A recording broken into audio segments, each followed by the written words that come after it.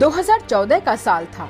जनता को भरोसा दिलाया गया कि अब तक देश में बहुत कमजोर सरकार चल रही थी, जिसने 2 अंकों में विकास दर दी, करोड़ों लोगों को रोजगार दिए, खाने का अधिकार दिया, मनरेगा दिया, सूचना का अधिकार दिया, 27 करोड़ लोगों को गरीबी से बाहर निकाला, किसानों का कर्ज माफ किया। तो इस कमजोर सरकार को छोड़कर मुझे चुनिए, यानी मजबूत सरकार चुनिए, यानी नरेंद्र मोदी को चुनिए। झूठ, पाखंड और दुष्प्रचार के चंगुल में फंसकर हिंदुस्तान की सीधी सादी जनता ने मजबूत सरकार वाले जुमले पर भरोसा कर लिया और नरेंद्र मोदी को प्रधानमंत्री चुन लिया। अब मजबूत सरकार चुनी थी तो जनता को भरोसा था कि बेरोजगारी रहेगी नहीं, गरीबी एकदम खत्म हो जाएगी, किसानों के खेत लहलहा उठेंगे, बेवकूफी भरे फैसले तो बिल्कुल नहीं होंगे, अपनी बात रखने की आजादी होगी, विकास की गंगा बहेगी, सीमाएं सुरक्षित होंगी, लोगों में भाईचारा बढ़ेगा। ऐसी बहुत सी बातों का भरोसा जनता को था।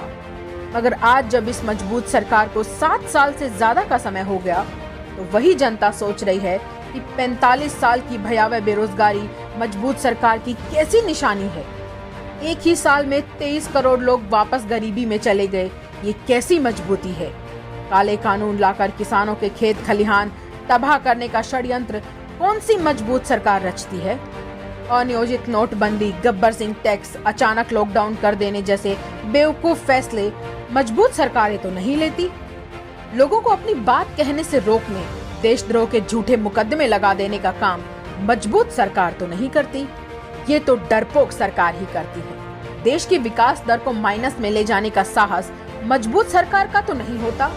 जनता ये भी कह रही है कि किसी मजबूत सरकार के रहते कोई भी भारत भूमि में घुसकर उसके 20 बहादुर सपूतों को शहीद नहीं कर सकता, और न ही ऐसा करने वाले को कोई मजबूत सरकार क्लीन चिट देगी। क्या ये संभव है कि मजबूत सरकार के रहते 2 राज्य आपस में लड़ पड़े, मुख्यमंत्रियों पर आपस में हत्या का केस दर्ज हो? जनता की इसी भावना के साथ अपनी भावना मिलाकर राहुल गांधी ने कहा है कि विवाद व दंगों को हमारे देश की पवित्र भूमि में बीज की तरह बोया जा रहा है। इसका परिणाम भयानक है और होगा। अब इस तथाकथित मजबूत सरकार पर जनता खुद सवाल उठा रही है। वो लोग सवाल उठा रहे हैं जिन्होंने इस मजबूत सरकार को चुनने के लिए वोट किया था, और यही लोकतंत्र की खूबसूरती है।